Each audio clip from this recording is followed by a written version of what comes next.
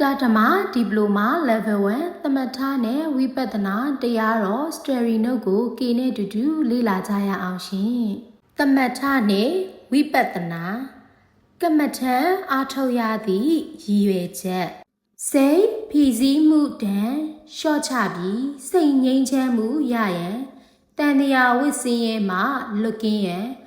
မတ်ဖို့နိဗ္ဗာန်ကိုမျက်မှောက်ပြုရန်ကမ္မထံအဓိပ္ပာယ်ဘာဝနာလုပ်ငန်းရဲ့ဥတီယာအာယုံသို့မဟုတ်ဘာဝနာလုပ်ငန်းစဉ်ကိုကမ္မထံလို့ခေါ်ပါတယ်ရှင်။သမထအဓိပ္ပာယ်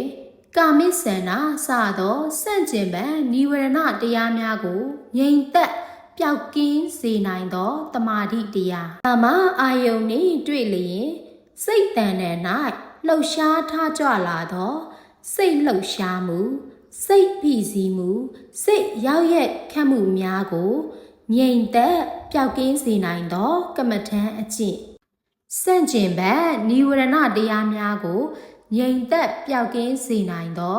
သမထကမ္မထံကျင့်စဉ်နှင့်ရရှိလာသောတမာတိတရားနှစ်မျိုးလုံးကိုပင်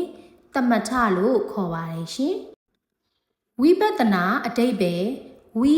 အထုထုအပြားပြားသောအချင်းရာအားဖြင့်ပတ္တနာရှုမြင်တတ်သောဉာဏ်ပညာမြင်နေကြထက်ထူးခြားစွာမြင်တတ်သောအသိဉာဏ်ပညာဘဝကိုမြဲသည်ချမ်းသာသည်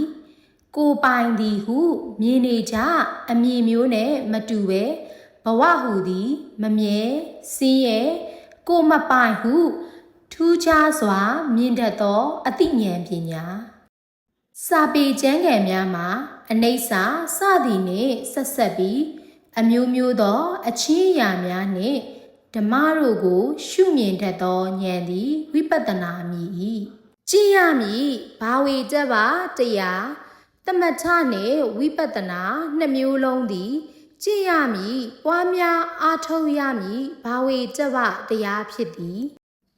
မငြိမ်မသက်ရောက်ရက်ခတ်နေသောစိတ်ကလေးငြိမ်သက်သွားစေရန်သမထ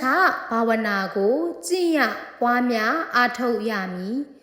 စိတ်ငြိမ်သက်ပြီးနောက်ထူးခြားသောဉာဏ်အမြင်ရရှိရန်နိဗ္ဗာန်သို့မျက်မှောက်ပြုစေရန်ဝိပဿနာဘာဝနာကိုကျင့်ရပွားများအားထုတ်ရမှာပဲဖြစ်ပါတယ်ရှင်။ကျွန်မရတနာကြီးပါရှင်။ဒီဗီဒီယိုလေးကဓမ္မမိတ်ဆွေတို့အတွက်အကျိုးရှိတယ်ဆိုရင် like and share လေးလုပ်ပေးသွားကြပါရှင်။ကိုစိတ်နှပြကျမ်းမာချမ်းသာကြပါစေ။ရေလိုအေးလိုပန်းလိုမွေးပြန့်ကြပါစေရှင်။အဆုံးထိကြည့်ပေးတာ